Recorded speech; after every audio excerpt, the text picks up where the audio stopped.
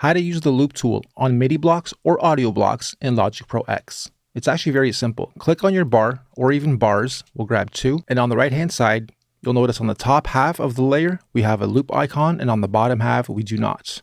If we click and hold on the bottom half, we can shorten this or we can lengthen it, and it just opens up or shrinks our actual bar. If we go to the top half and use the loop points, we can't shorten it anymore because that is the end of the loop, but we can lengthen it. So if we drag to the right, you'll notice we're looping it, and the little rounded corners is our loop points. So we'll loop it twice, and now we have that extended. If at any point we want to cut it, we right click at the loop points and we can cut. If you've looped at least once here, let's say, and we want to shorten this, we can also just use the left mouse button and click anywhere. However, you'll notice that when you do, you just cut what's on the right. It doesn't just split it, but it actually cuts it. We'll go back here, same thing.